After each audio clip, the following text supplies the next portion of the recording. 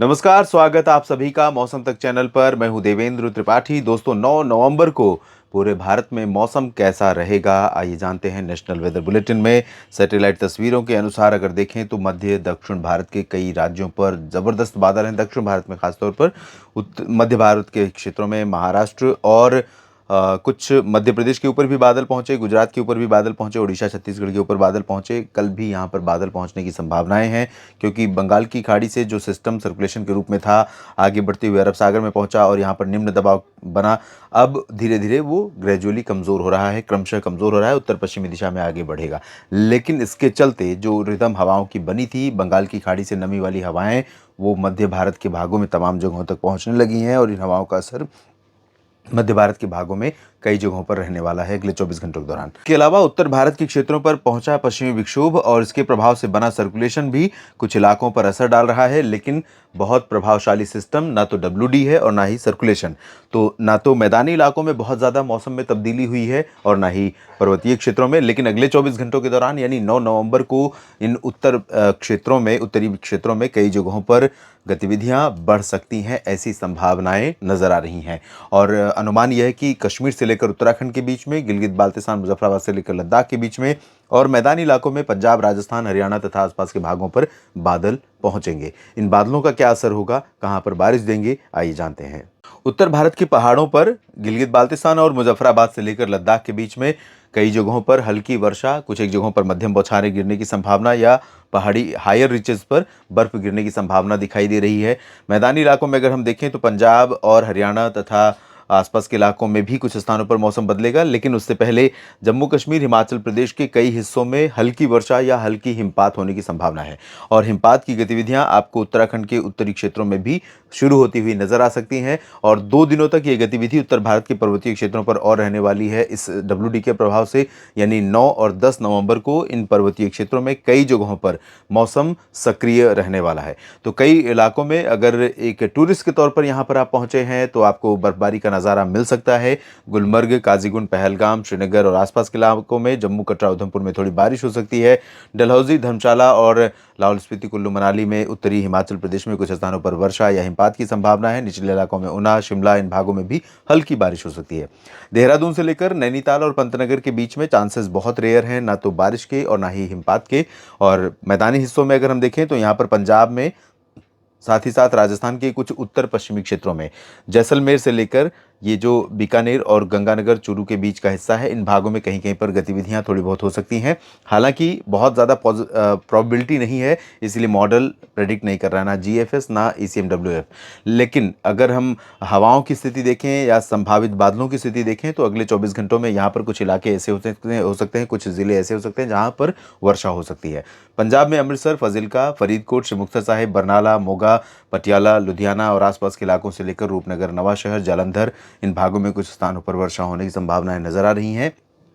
थोड़े बहुत बारिश वाले बादल यहाँ पर अंबाला, यमुनानगर, पंचकुला, चंडीगढ़ से लेकर करनाल, कैथल और जींद, साथ ही साथ हिसार, सिरसा, फतेहाबाद, रोहतक, सोनीपत, पानीपत और दिल्ली NCR तक भी पहुँच सकते हैं दोपहर बाद। और यहाँ पर कुछ इलाकों में कुछ बूंदें पड़ सकती हैं। वैसे पॉसिबिलिटी हरियाणा और दिल्ली, चंडीगढ़ में बहुत रेयर नज़र आ रही है।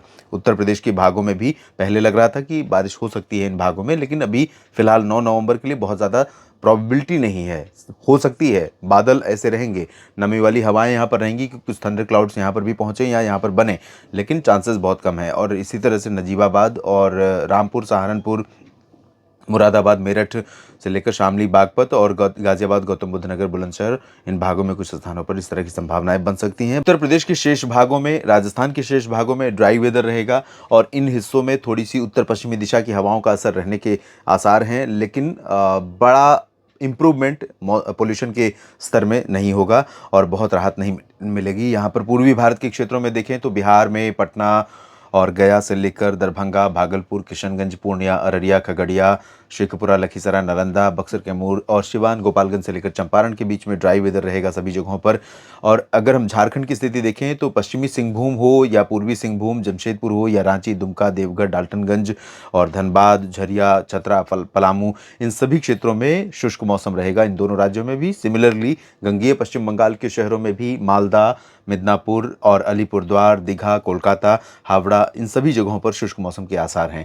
और गंगटोक से लेकर सिक्किम और सिलीगुड़ी, जलपाईगुड़ी से लेकर दार्जिलिंग समेत उप हिमालय, पश्चिम बंगाल और इधर पूर्वोत्तर भारत में असम, मेघालय, अरुणाचल प्रदेश, नागालैंड, मणिपुर, मिजोरम, त्रिपुरा, इन 7 सिस्टर स्टेट्स में ड्राई वेदर लगातार बना रहेगा।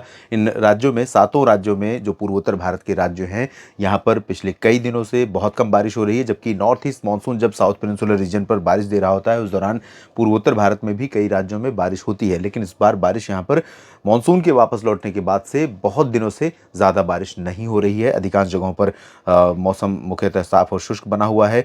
मध्य भारत के भागों की तरफ चलते हैं, जहां पर साउथ से थोड़े बादल बारिश वाले ऊपर की तरफ आएंगे और अनुमान यही था कि इन बादलों से कुछ उम्मीदें महाराष्ट्र में, गुजरात और मध्य प्रदेश में बनेंगी।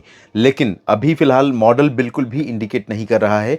हालांकि नमी रहेगी, नमी रहने के कारण थोड़ा सा क्लाउड फॉर्मेशन ऐसा हो सकता है जिनसे आपको महसूस हो कि बारिश होने वाली है।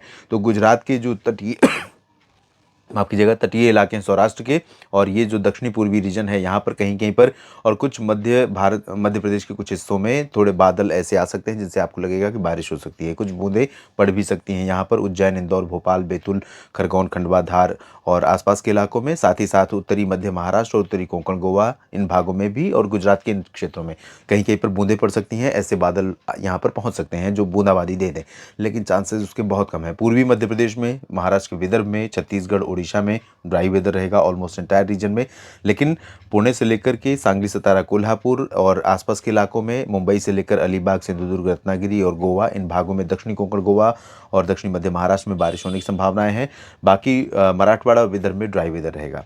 दक्षिण भारत में अगर हम देखें तो दक्षिणी प्रायद्वीपीय क्षेत्रों में कर्नाटक का दक्षिणी आंतरिक इलाका पिछले कई दिनों से अच्छी वर्षा वाला रीजन बना हुआ है। ऑन एंड ऑफ बारिश हो रही है। उत्तरी आंतरिक कर्नाटक के शहरों में भी कई स्थानों पर वर्षा होने की संभावनाएं बनी हुई हैं। आंध्र प्रदेश का रायलसीमा, तटवर्ती रीजन और तेलंगाना का दक्षिणी क्षेत्र, साथ ही साथ तमिलनाडु और केरल में भी कई स्थानों पर वर्षा हो सकती है। लक्षद्वीप और पुदुचेरी में भी बारिश ठीक ठाक होने की संभावना है। पुदुचेरी में मॉडरेट टू हैवी रेनफॉल के आसार हैं।